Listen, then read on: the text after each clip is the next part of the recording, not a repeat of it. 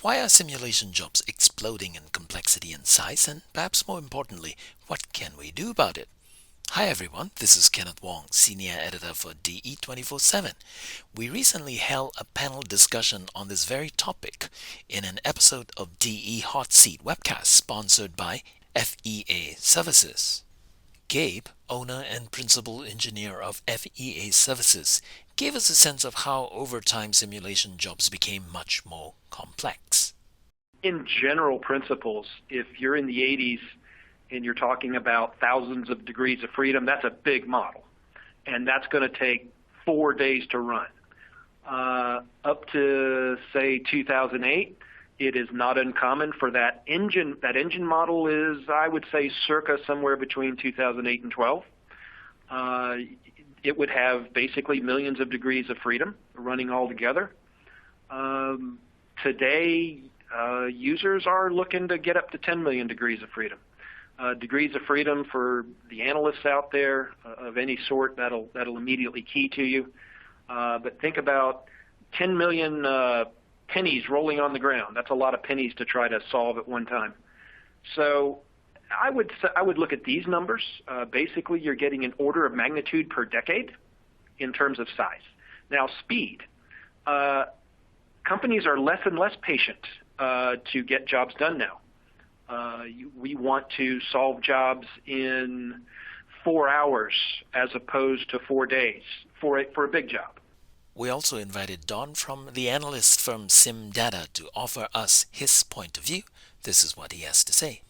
You know, the fact now that the compute power is so much greater and the tools are better and easier to use, the ability now to make models that are more realistic, both from a linear versus nonlinear, as Gabe was mentioning, but things around multiphysics, even multi-domain, as you were talking, between electronics, software, and mechanical, the multi-scale, what's the granularity of the materials we're looking at? Are they macro, things like a steel material, or are we getting down to molecular level, atomic level kind of things that we can now simulate with advanced materials and so forth?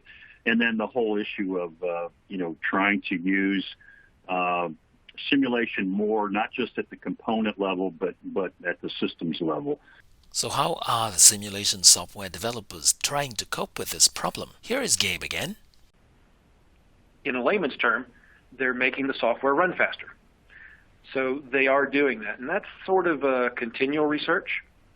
I mentioned before the collaborative environments where you bring team members together to look at the overall workflow of the process, not just of the analysis, but also the process. And that helps the company in general.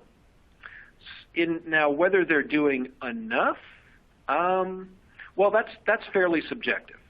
Don also discussed the rise of cloud-hosted simulation solutions to address the problem.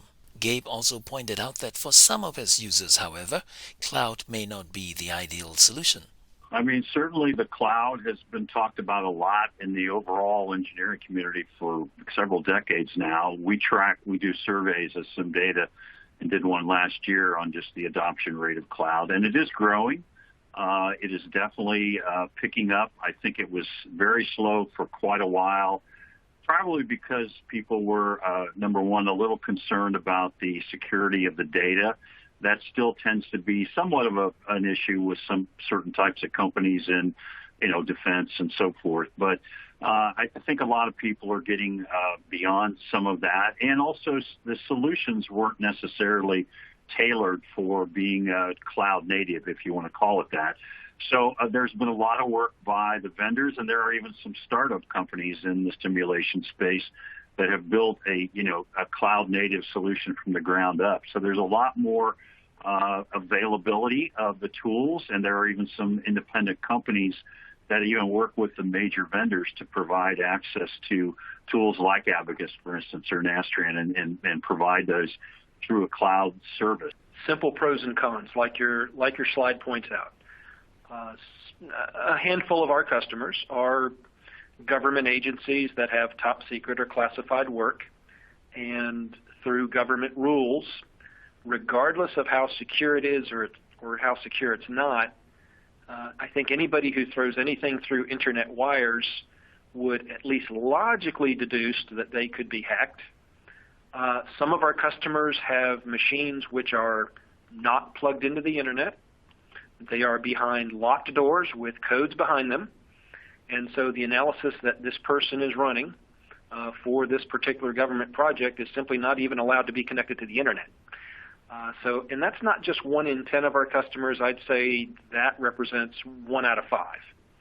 To watch the full episode, which is an hour-long discussion with responses to audience questions, please go to DE247, look for the webcast link, then choose Confronting the Hungry Simulation Beast. This is all for now. I'm Kenneth Wong for DE247.